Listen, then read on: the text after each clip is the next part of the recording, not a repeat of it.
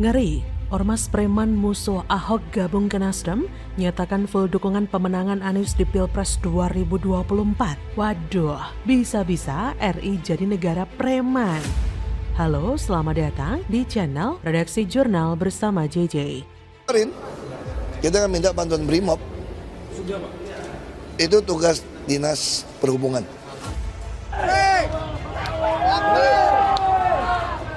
Taruna kondisi peluru yang ada aja di sekarang deh. Jangan deh, jangan.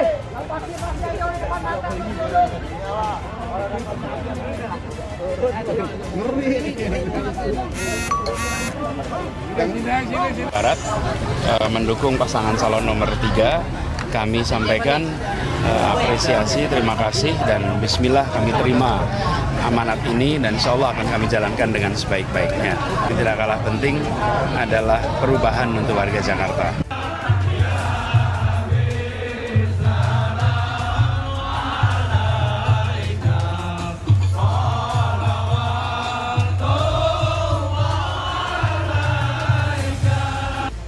Kalau dengar nama ormas satu ini, saya rasa Anda semua akan juga teringat akan sosok Ahok.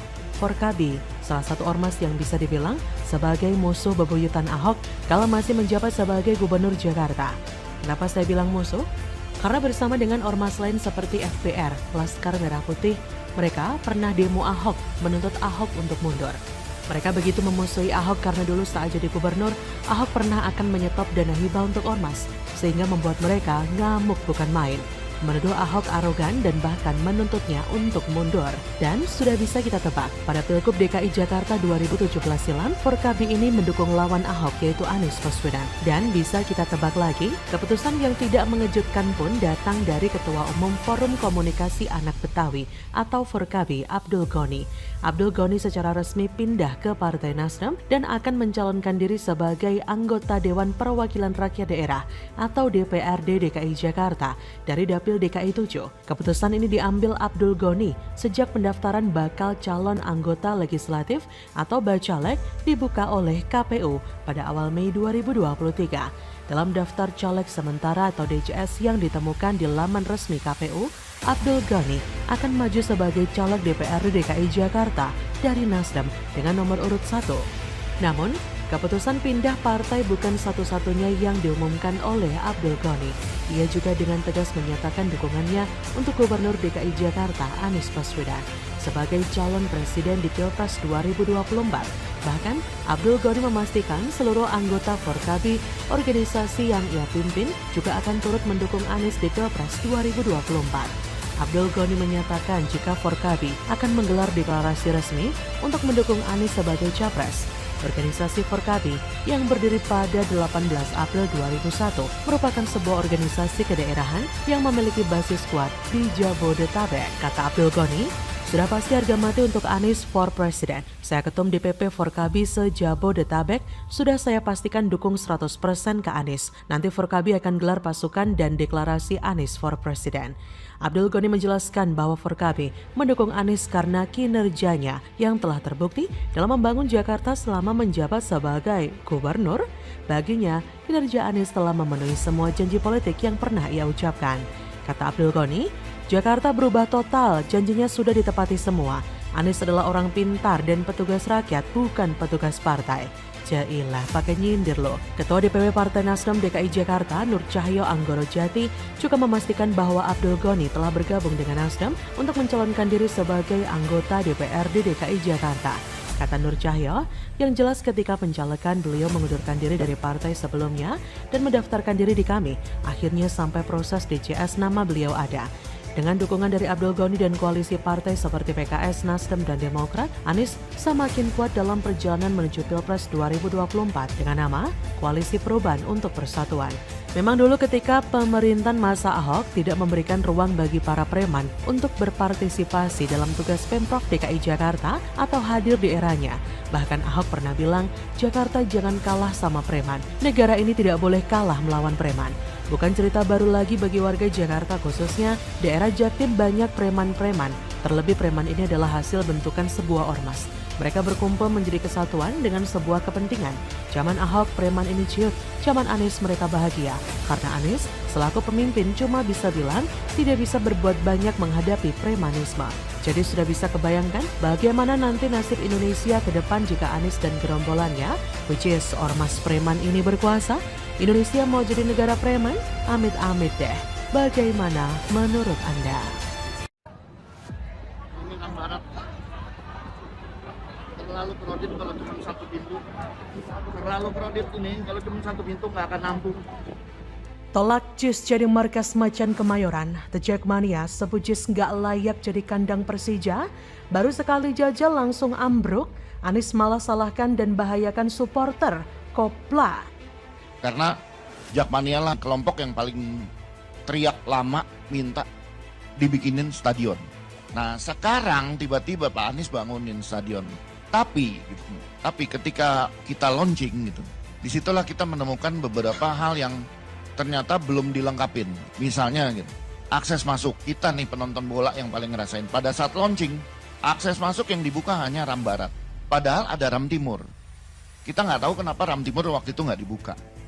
Halo, selamat datang di channel Redaksi Jurnal bersama JJ.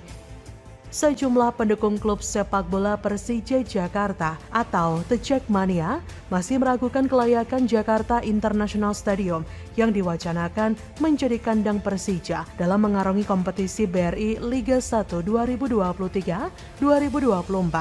Salah seorang pendukung Persija yang ditemui Kompas.com Minggu 9 Juli 2023 bernama Damar Widiatmojo menilai masih ada yang perlu diperbaiki di JIS. Salah satunya akses masuk supporter, karena jika tak diperbaiki, itu akan memakan banyak waktu untuk supporter masuk.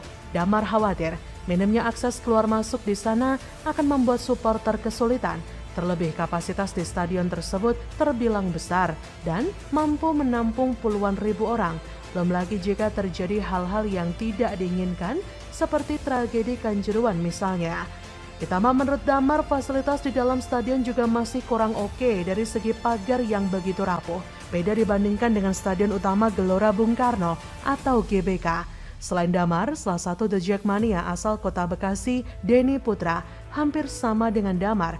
Ia menilai bahwa stadion itu masih perlu sedikit direnovasi. Menurutnya, renovasi patut dilakukan pada sarana dan prasarana yang mendukung stadion tersebut. Salah satunya adalah akses pintu masuk dan keluar. Bahkan dari salah satu politisi, Arya Sinulinga, mengunggah bukti bahwa pintu masuk Stadion JIS harus direnovasi. Bahkan dalam video yang ia unggah di akun Twitter pribadinya, Arya Sinulinga memperlihatkan para supporter Jackmania sangat kesulitan ketika mau masuk stadion, bahkan sampai desak-desakan.